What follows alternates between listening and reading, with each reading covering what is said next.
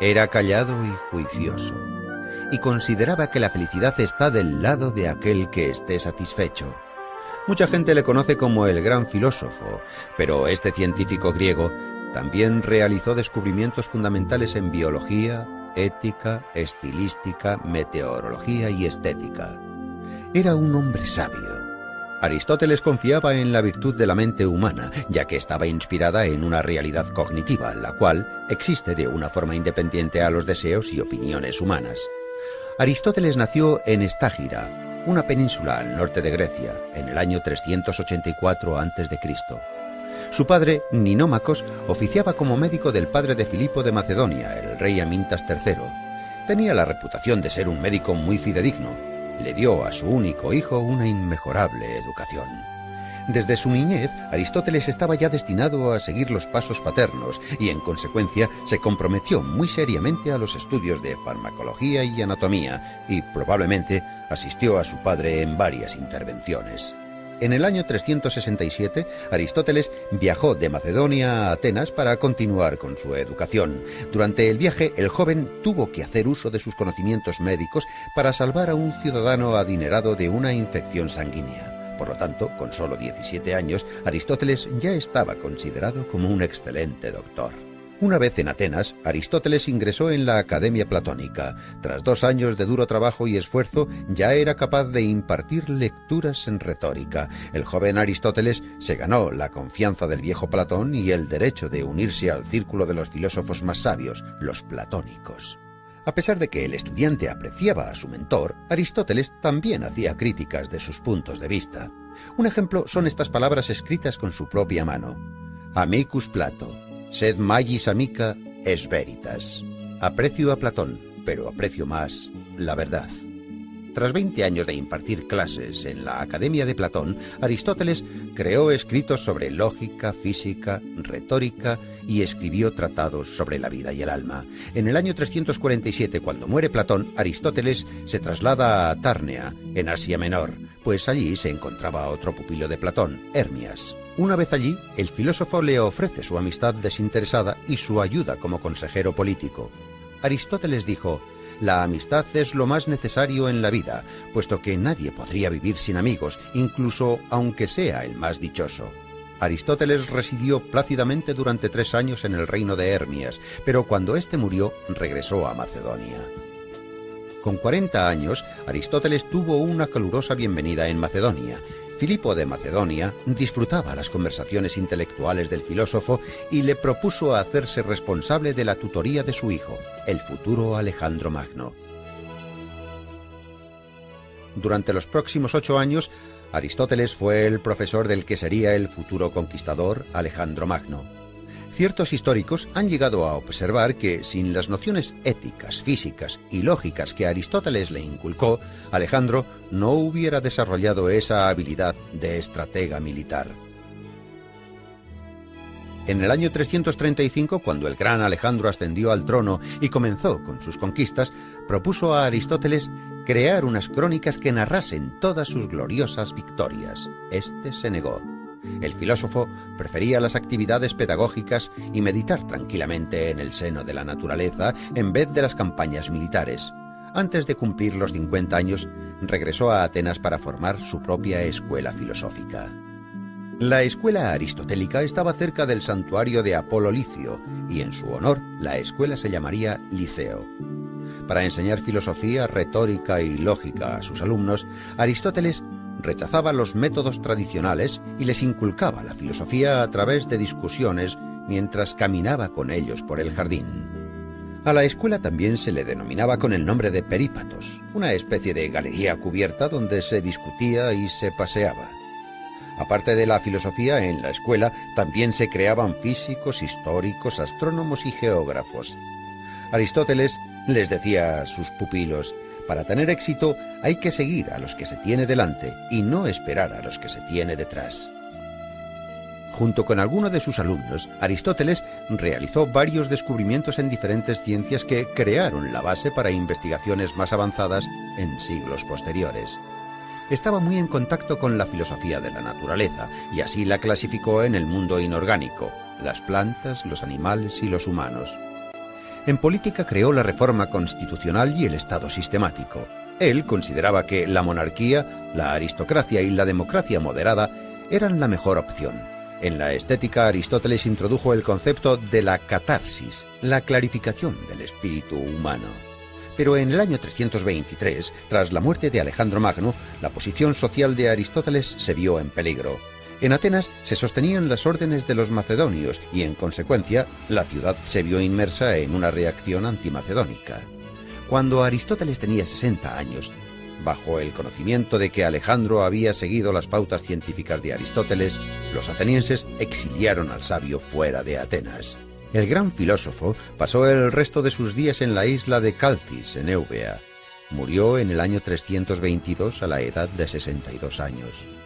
En los trabajos de Aristóteles se concentran todos los conocimientos y experiencias griegas. Han pasado los siglos y al final, en el siglo XX, la República griega acuñó sus monedas con el rostro del sabio Aristóteles impreso en ellas, junto con una de sus frases. Todo hombre, por naturaleza, tiene aspiración al conocimiento.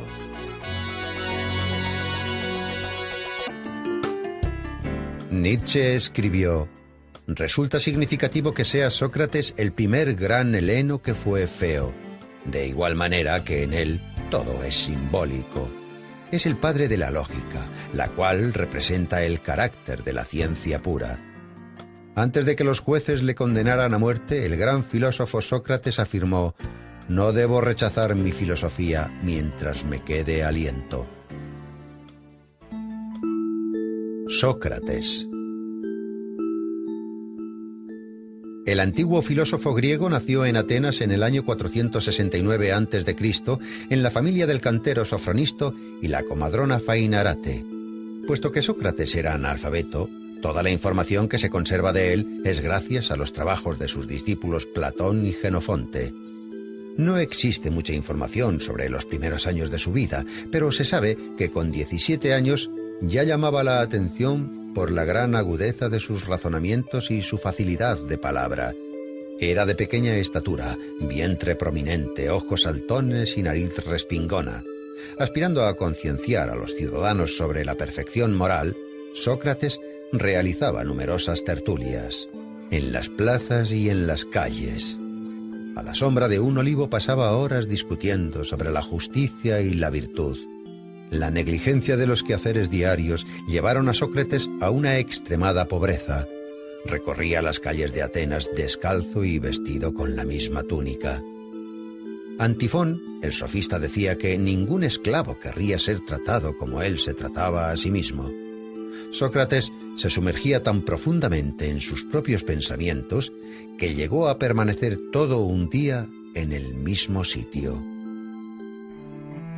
Aunque con el comienzo de la guerra del Peloponeso, cuando el peligro amenazó a su ciudad natal, Sócrates luchó valientemente por la protección de Atenas.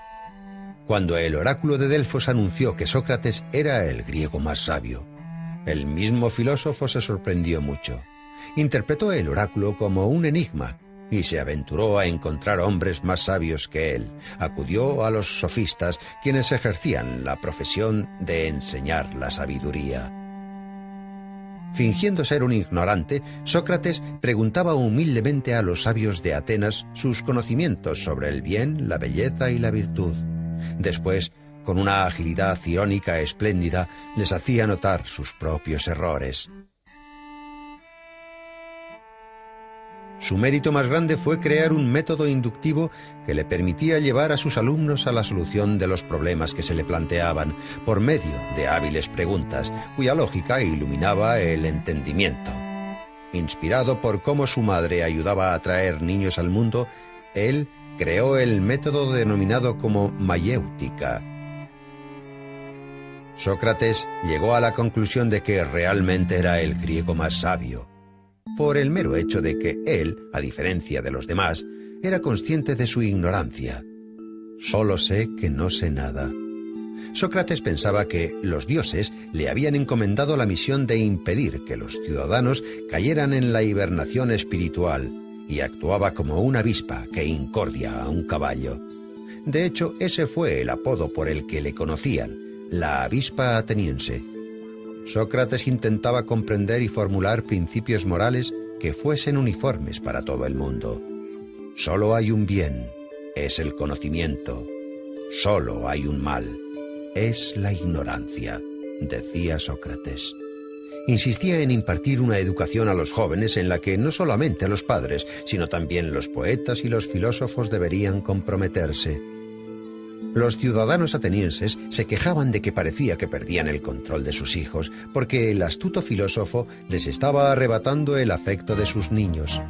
Aristófanes describe esta situación en su comedia Las nubes. Cuando un joven le preguntó a Sócrates si era necesario casarse, Sócrates le contestó: «Haz lo que desees, te arrepentirás de todas formas». El propio Sócrates, a la edad de 40 años, contrajo matrimonio con una joven de 19 años. Ella se llamaba Xantipa. Se la conocía por su escandaloso temperamento. No obstante, Sócrates, con pleno dominio de sí mismo, aguantaba a su insensata esposa con su calmada filosofía. Tras la larga guerra del Peloponeso, Atenas cayó en las manos de Criteas, un tirano espartano y un antiguo discípulo de Sócrates. A pesar de que Sócrates nunca había colaborado con tiranos de ninguna clase, el filósofo fue acusado por no reconocer a los dioses atenienses y por corromper a la juventud. Con 70 años, cuando se presentó ante el tribunal, el viejo filósofo probó a través de construcciones lógicas que no debería ser sometido a juicio, sino ser honrado como el benefactor de la sociedad e instructor espiritual. Los jueces se enfurecieron y fue declarado culpable de todos los cargos y condenado a muerte. Aguardando a la ejecución, Sócrates pasó su último mes de vida en la cárcel hablando de filosofía con sus compañeros, tratando temas como la inmortalidad del alma. Antes de la ejecución, su amigo Crito le había facilitado una salida para escapar de Atenas, pero Sócrates la rechazó porque creía que había que cumplir las leyes aunque fueran injustas. Cuando llegó el día, Sócrates bebió la cicuta sereno y callado. Sus últimas palabras fueron: «Crito, le debo una gallina a Asclepios». En aquellos tiempos, cuando un paciente se recuperaba, se sacrificaba una gallina a Asclepios, el dios de la medicina. Esas palabras reflejan que la muerte del cuerpo simboliza la recuperación del alma.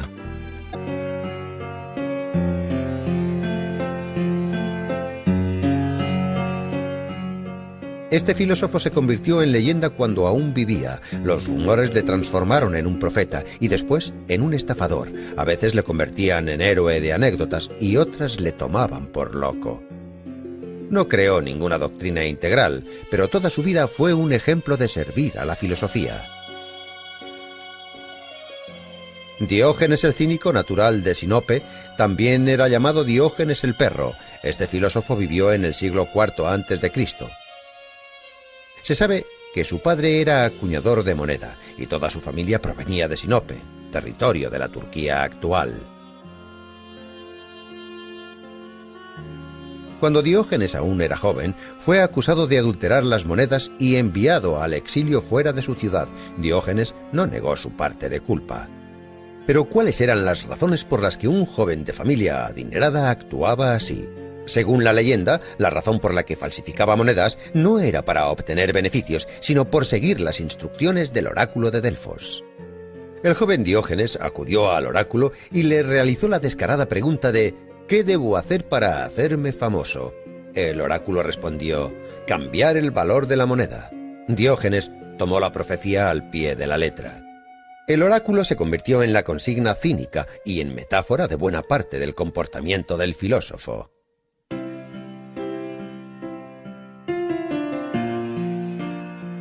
Expulsado de su Sinope natal, Diógenes viajó a Atenas, donde conoció al filósofo griego Artístenes, fundador del cinismo. Artístenes consideraba que el hombre debiera despegarse de los prejuicios que le inculcan para liberarse de las leyes de la sociedad y vivir como un perro callejero. La palabra griega kinikos, la cual deriva de kinus, significa perro. Todos los seguidores de la filosofía de Artístenes serían denominados como kínics.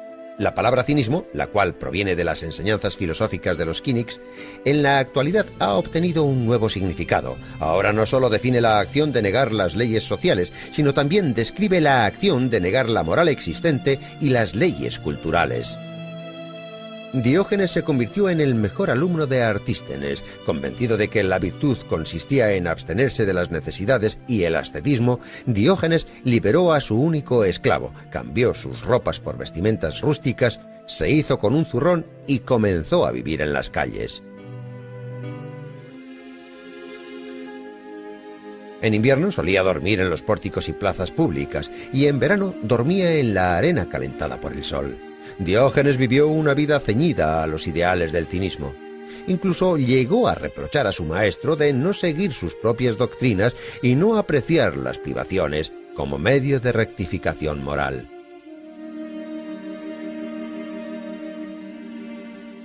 Diógenes dejó de viajar por Grecia. Cuando le preguntaban de dónde venía, él siempre contestaba: «Yo soy cosmopolita, soy un ciudadano del mundo». En una ocasión, el solitario e indefenso predicador cayó en manos de piratas. Le vendieron como esclavo a un rico de Corinto llamado Geníades.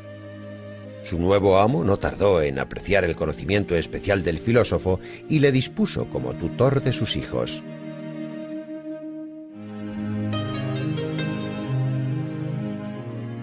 A pesar de todas las penurias que tuvo que vivir, Diógenes siempre fue fiel a su filosofía cínica. Continuó como esclavo hasta el día de su muerte, pero ya que apreciaba su libertad interior, eso nunca le hizo infeliz. Diógenes llegó al extremo de su ascetismo. En una ocasión, tras ver a un niño beber del cuenco de sus manos, destruyó el cuenco de madera que era su única posesión, además de su capa, su zurrón y su báculo. El filósofo pensaba que el hombre no necesitaba nada personal porque todo lo necesario se daba en el nacimiento. El filósofo conocido como Diógenes el perro se comportaba como un animal descarriado. Rechazaba las leyes públicas y retaba las tradiciones ya establecidas. También se cuenta que el filósofo vivía en un barril y que los días soleados caminaba con una antorcha. Cuando le preguntaban la razón de esto, él contestaba: «Estoy buscando a un hombre honesto». La gente siempre le decía: «Diógenes, ya eres demasiado mayor. Es el momento de que te calmes». Pero el filósofo contestaba: «Ya casi he terminado. Ahora es el momento de correr, no de pararse». Su peculiar estilo de vida, su extrema agudeza y su irresistible energía hicieron del filósofo una leyenda de la antigua Grecia. De las muchas anécdotas de Diógenes, hay una que cuenta que Alejandro Magno en persona acudió a ver al filósofo. Alejandro Magno encontró al filósofo descansando en un ciprés cerca de Corinto. El omnipotente Alejandro se dirigió a Diógenes diciendo: «Puedes pedirme todo lo que desees». Entonces, la lengua afilada de Diógenes respondió: «Deseo que te apartes, me estás tapando el sol». Las crónicas históricas afirman que el filósofo vivió hasta una avanzada edad. La profecía del oráculo de Delfos se cumplió. La vida del filósofo desafió las bases de la sociedad y cuestionar las morales públicas le convirtió en toda una leyenda. El filósofo cínico de Sinope se convirtió en el símbolo de la libertad y la felicidad. Incluso el omnipotente Alejandro Magno, estando al filo de la muerte, dijo: «Si no fuera Alejandro, hubiera querido ser Diógenes».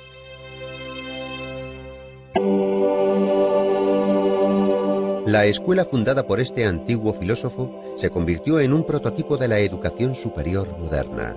Los contemporáneos le denominaban el Maestro Divino. En sus obras se habla de una sociedad ideal y una inmortalidad del alma.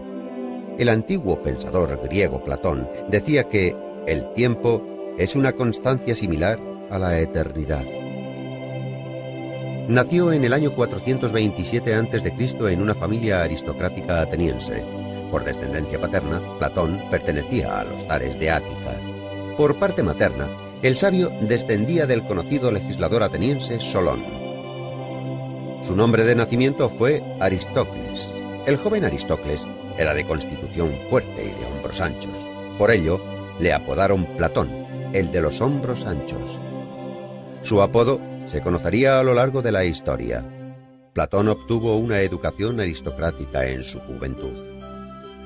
Escribió versos y tragedias, estudió las obras de filósofos de épocas pasadas y además componía música y también dibujaba. Era un excelente gimnasta. Dominaba la equitación, luchaba en combates individuales e incluso ganó numerosas competiciones por ello. Pero a pesar de su versátil educación, el joven era extremadamente tímido y prefería los empleos solitarios antes que dialogar con sus contemporáneos. A los 20 años, el joven Platón ya era considerado como uno de los ciudadanos más prometedores de Atenas. Poseía una brillante carrera política por delante, pero su destino le reservaba algo diferente. En el año 407 a.C., el joven aristócrata conoce a Sócrates, el filósofo que rondaba las calles atenienses. Vestía ropas viejas y harapientas, caminaba descalzo y siempre estaba rodeado de pupilos y de oyentes atónitos ante sus palabras. Sócrates ofrecía discursos interminables sobre la idea del bien y a nuestros ojos podría parecer un loco que desvariaba. Pero Sócrates revolucionó la mente del joven Platón.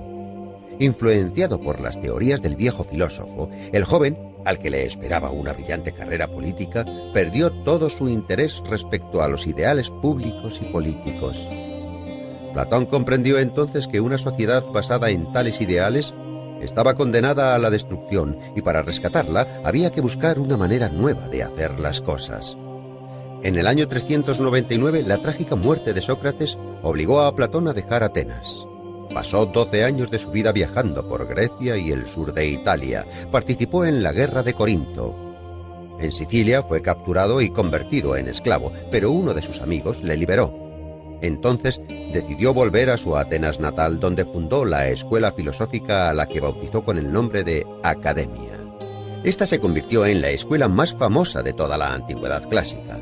Permaneció abierta durante cientos de años, hasta que, en el año 529 después de Cristo, el emperador romano Justiniano I cerró sus puertas para siempre.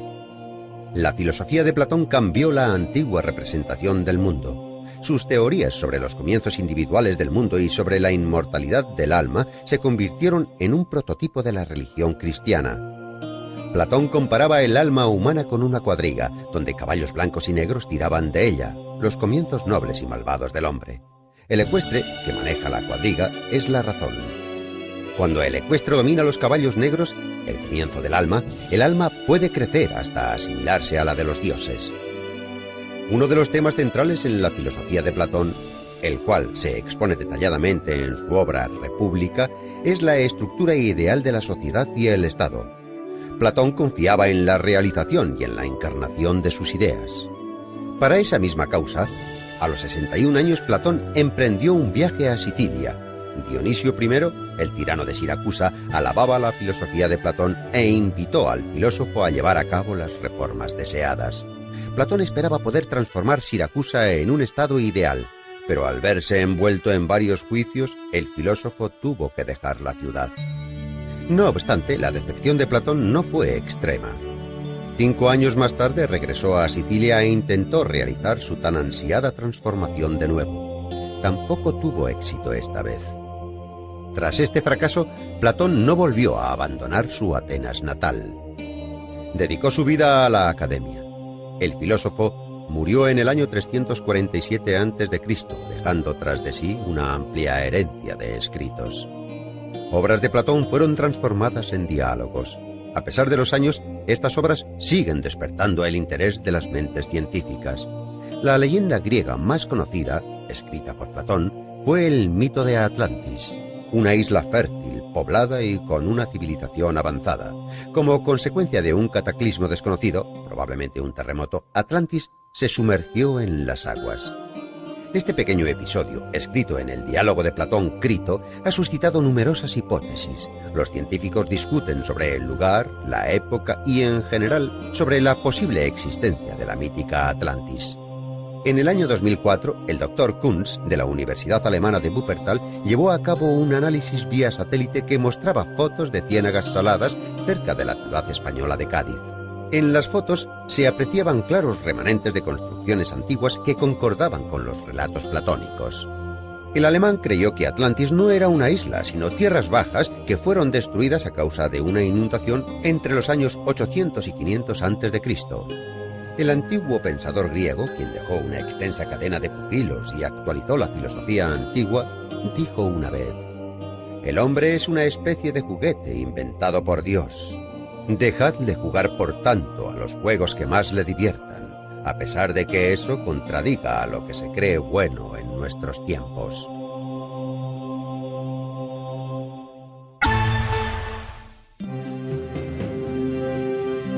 Hoy en día sus tragedias tienen el mismo éxito que en el siglo V a.C., aunque en su época sus obras provocaban el enfado de los espectadores y los competidores poéticos. ¿Cómo se atreve ese insolente poeta a alterar las tradiciones más fundamentales? Puede que esta sea la razón por la cual los historiadores que trabajaron en la biografía del poeta lo hicieran de tal forma que tantos siglos después es complicado diferenciar entre los datos falsos y los verdaderos que rodean la vida del dramaturgo. Una cosa está clara: a pesar de todo el peso de las innumerables críticas, Eurípides está reconocido como uno de los mejores poetas trágicos griegos. Los antiguos historiadores adoraban encontrar vínculos extraordinarios en los acontecimientos históricos. Solían afirmar que Eurípides nació el día de la gran victoria de los griegos sobre los persas en una isla cercana a Salamina. Por ello, el autor estaba destinado a alcanzar la gloria. Existen otras teorías que apuntan que el dramaturgo nació unos años más tarde, en el 484 a.C., y que el hecho de que se convirtiese en uno de los mejores autores de su época fue por méritos propios. Los poetas atenienses y contemporáneos de Eurípides no tenían por costumbre elogiar los poemas de otros. En esa época las críticas se reducían a banales comentarios. En el campo de las batallas literarias, los enemigos de Eurípides le atribuían sangre humilde y defectos físicos y mentales. Cuenta una leyenda que el autor sentía un odio inmenso por las artes y por las mujeres. Pero un siglo más tarde, Aristóteles afirmó que Eurípides era el mejor poeta trágico de todos sus contemporáneos. 5 siglos más tarde, Eurípides fue nombrado el pensador que prefería la soledad de la orilla del mar antes que las concurridas calles de la ciudad. Los visitantes que acuden a Salamina aún pueden contemplar las cuevas donde Eurípides componía sus tragedias.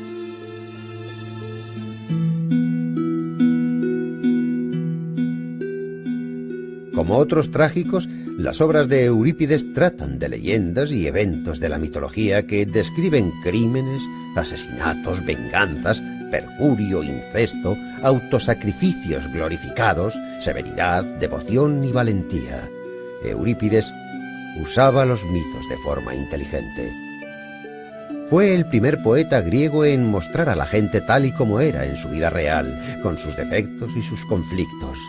Los héroes de las obras de Eurípides eran personas comunes con sus debilidades y sus grandezas. En la tragedia Ifigenia en Táuride, la hija de Únzar, habiendo superado el miedo a morir, algo natural en todo ser humano, sacrifica su vida deliberadamente por el bienestar de su pueblo. Otra heroína, Fedra, elige la muerte con el objetivo de limpiar su nombre, y en su última carta calumnia a su hijo adoptivo. En el año 455 a.C., Eurípides participó por primera vez en el concurso anual de dramaturgos. Durante más de medio siglo fue el competidor más duro del conocido Sófocles. Escribió alrededor de 100 tragedias, aunque solo consiguió hacerse con 4 victorias y la quinta se la otorgaron después de su muerte. Solo han llegado 18 escritos del autor hasta nuestros días. En tragedias como Medea, Hécuba y Andrómaca, el autor habla de problemas que eran objeto de especulación en Atenas en el siglo V a.C., temas como el papel de los dioses en el destino de un hombre, la racionalidad del mundo, Esparta como el enemigo de Atenas en la guerra del Peloponeso, etc. Al igual que Sófocles, su competidor más renombrado, Eurípides, utilizaba la mitología en sus escenarios. De hecho, los antiguos mitos eran su herramienta favorita para crear las tragedias. Los predecesores del dramaturgo eran expertos en volver a relatar los ya famosos argumentos. Eurípides fue el primero en desviarse de estas tradiciones y, con perspicacia, intentar sumirse en el mundo interior de los héroes y de sus sentimientos. En la tragedia Alcestis, por ejemplo, Eurípides utiliza la famosa historia mitológica sobre dos hermanos que deciden vengarse de su madre. Pero al contrario que en el mito, la Alcestis de Eurípides no es la salvadora de su hermano. Lo verdaderamente importante para el dramaturgo era intentar descubrir los sentimientos de esos niños que osaron tener el coraje de pegar a su propia madre. Esta aproximación de Eurípides hacia los mitos desencadenó sentimientos contradictorios. Por una parte, existía una empatía sincera y por otra, una indignación noble. Pero era una blasfemia. Eurípides tuvo la osadía de cambiar una historia que todo el mundo conocía desde su niñez, y los atenienses, como todos los humanos que les vivieron antes y después de ellos, desconfiaban en todo aquello que era nuevo y diferente. Puede que este fuera el motivo por el que Eurípides fuera un incomprendido en su época. Es posible que esa fuese la razón de que abandonara Atenas en el año 408 a.C. para pasar el resto de sus días en Macedonia y trabajar en la corte de Arquelao como poeta y escritor.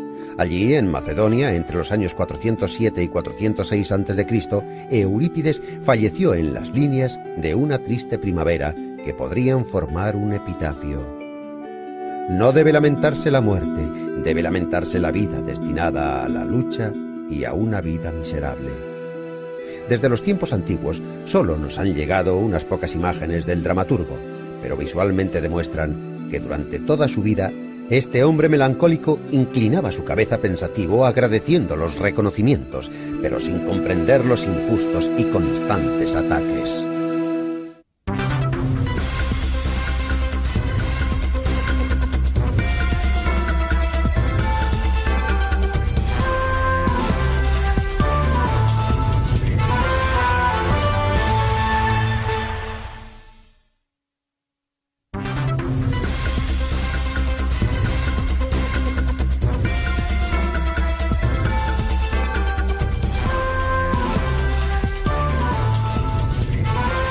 Canal Enciclopedia. Antes de que se implicase en el estudio de las ciencias, la historia parecía un mito. Su propia vida parece una leyenda. Patriota griego y un entusiasta de los viajes, fue el fundador de la etnografía. Fue escritor y científico, fue el padre de la historia. Heródoto de Halicarnaso dejó constancia de un ecúmeno, desde la civilización europea hasta lo que nosotros entendemos como civilización más moderna.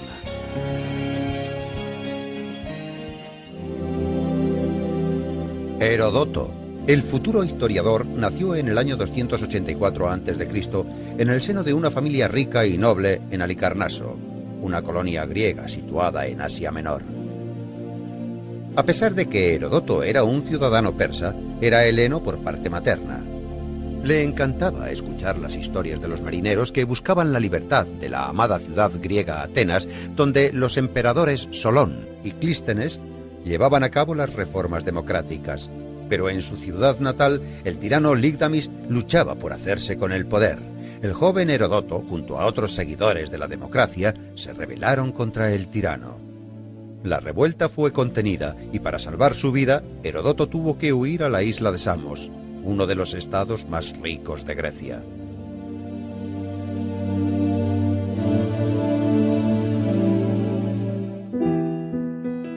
En el año 464 a.C., cuando Heródoto cumplió los 20 años, dejó la isla griega para viajar de país en país y dirigirse al este.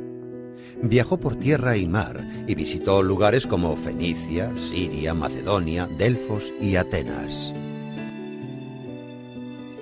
Heródoto de Halicarnaso resultó ser un viajero inquisitivo y emprendedor. Investigó cuidadosamente las inscripciones sagradas, los templos, las crónicas, la colección de oráculos y profecías, leyó numerosos trabajos literarios y estudió las costumbres locales. Más tarde, con diligencia, escribió todas sus observaciones personales en un libro que se convertiría en la famosa Historiae, el primer libro histórico de los tiempos antiguos. En el libro, Heródoto describía la distribución de la población de Babilonia y el método de construcción de sus edificios. El sociable ciudadano Heródoto también viajó a Egipto y allí aprendió de los sacerdotes locales que en la pirámide de Keops constaba por escrito la cantidad de rábanos, cebollas y ajos que habían comido los esclavos mientras construían la pirámide. Heródoto visitó la costa norte del Mar Negro, donde se relacionó con la tribu de los escita, que eran personas bélicas y crueles. Acorde con los relatos de Heródoto, los escita se bebían la sangre de sus enemigos y para ello utilizaban sus cráneos. Además, ostentaban los cueros cabelludos como trofeos o botines de guerra. Las descripciones sobre la vida de los escita que Heródoto escribió fueron más tarde verificadas por investigaciones arqueológicas que encontraron restos sepulcrales de la tribu en el sur de Rusia y en Ucrania. Las anotaciones de los 10 años que Heródoto de Halicarnaso había recopilado durante sus viajes se convirtió en una grandiosa obra que nunca fue titulada. No obstante, muchos historiadores creen que la obra fue titulada Historiae, que significaba investigación y desarrollo en el griego antiguo. 330 años después, en el siglo II a.C., científicos de Alejandría dividieron la composición de Heródoto en 9 tomos y los dedicaron a las 9 musas. El primer libro, por ejemplo, fue titulado Clío. La guerra de los griegos contra el imperio persa era el principal argumento de esta gran obra. Heródoto fue contemporáneo de estos sucesos. El historiador admiraba el coraje de los griegos y quería narrar para futuras generaciones las batallas que los griegos y persas soportaron durante 50 años. Más de la mitad de la obra se refiere a los antecedentes de las guerras médicas y el resto a la propia contienda. Fue una de las primeras obras escritas en prosa griega que muestra digresiones históricas, etnográficas y geográficas, así como las tradiciones, las religiones y la vida en Asia Menor. En el año 443 a.C., cuando la guerra entre griegos y persas llegó a su fin, Heródoto viajó al sur de Italia con el fin de encontrar una colonia llamada Turios. Finalmente, a la edad de 40 años, a Heródoto se le llamaba Turio, por haber ayudado a fundar esta colonia. Los investigadores opinan que este lugar fue su último cobijo. Pero no se puede excluir la posibilidad de que al final de su vida Heródoto dejase Turio para volver a Atenas. No se conoce demasiado sobre los últimos años del historiador.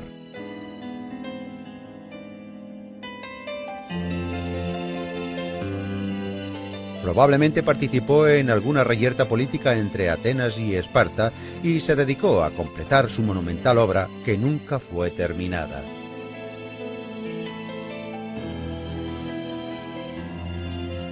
Los relatos de Historiae se detienen en el año 478, en la descripción de una cercana aldea llamada Sesta. Heródoto vivió alrededor de 60 años y murió cerca del año 425 a.C. 4 siglos más tarde, el orador romano Cicerón hablaba de Heródoto como el padre de la historia. Para los historiadores actuales, el espléndido escrito de Heródoto es una fuente de oro para obtener información sobre la historia de los países antiguos.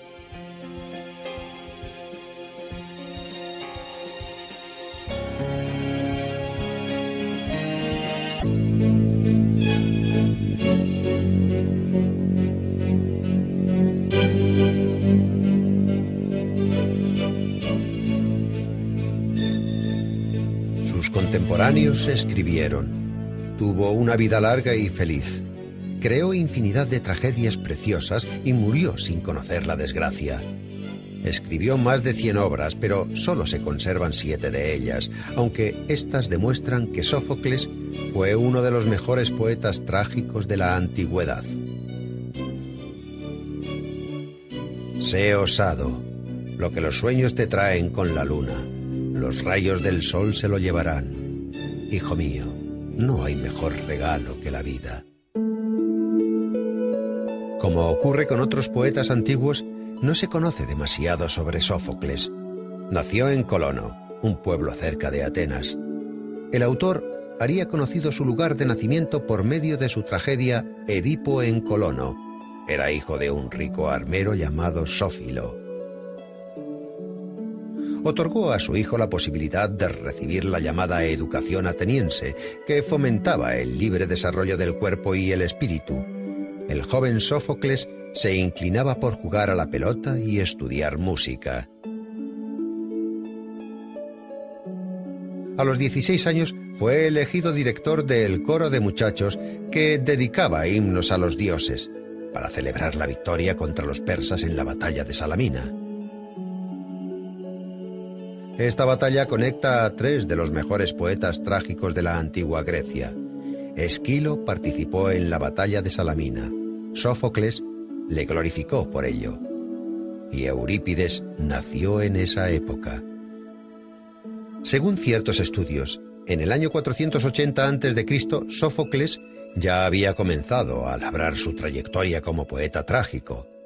Pero no fue hasta 12 años después cuando debutó como poeta trágico en las Dionisias, el concurso teatral que se celebraba anualmente en Atenas, y se hizo con el primer premio derrotando al gran Esquilo. Según la opinión de sus contemporáneos, Sófocles elevó la tragedia a un nivel superior, añadiendo un tercer actor en la escena y dando un mayor juego al diálogo. El escritor Diógenes Laercio expuso la historia de la tragedia griega de la siguiente manera. Si uno quiere atribuir a Esquilo todas las innovaciones escénicas, como por ejemplo la luz y el estruendo de los rayos, las máscaras y los cantos, los atuendos ceremoniales de los reyes y las ropas de lana de los profetas, uno debería pensar que quizás Sófocles inventó todo eso. Además, a diferencia de Esquilo, Sófocles se centró, más que en el argumento, en los sentimientos y los sufrimientos de los hombres. Sófocles admiraba la fuerza mental que un hombre es capaz de demostrar. En su famosa obra Antífona, Sófocles comienza el estribillo diciendo: «Hay muchas maravillas en el mundo, pero el hombre es la más maravillosa de todas ellas». Con obras como esta, Sófocles se convirtió en uno de los poetas más conocidos de la antigua Grecia. En el festival en honor a Dionisio ganó el primer premio en más de 20 ocasiones y el segundo más de una docena de veces. Pero nunca se permitió quedar el tercero, que para él sería el último puesto. Escribió más obras que muchos autores, 123 dramas, pero solo 7 han llegado a nuestros días. Áyax, las Traquinias, Electra, Filoctetes y la trama de la familia del rey Edipo fue quien otorgó la mayor fama a su autor. La trama consta de las tragedias Edipo Rey, Edipo en Colono y Antígona. En la tragedia Edipo Rey se narra la caída de Pericles al mando del Estado ateniense y se interpreta de una forma muy creativa. En la historia, los años de su gobierno se conoce como la época de Pericles, el período donde Atenas era fuerte y próspera.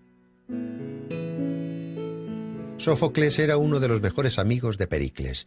En el año 440 a.C., ambos fueron elegidos estrategos y participaron en la expedición ateniense contra Samos, acontecimiento que recoge Plutarco en sus Vidas Paralelas. El poeta jugó un papel muy activo en la vida pública de la polis. Incluso cuando Sófocles era ya un hombre muy mayor, fue elegido como uno de los 10 consejeros que, supuestamente, devolverían los años dorados a Atenas. Sobre la vida personal de Sófocles se desconoce la mayoría. Solo se sabe que tuvo 5 hijos. Hay quien piensa que un hijo de Sófocles, llamado Lofón, intentó atribuirle a su padre una enfermedad mental causada por su avanzada edad.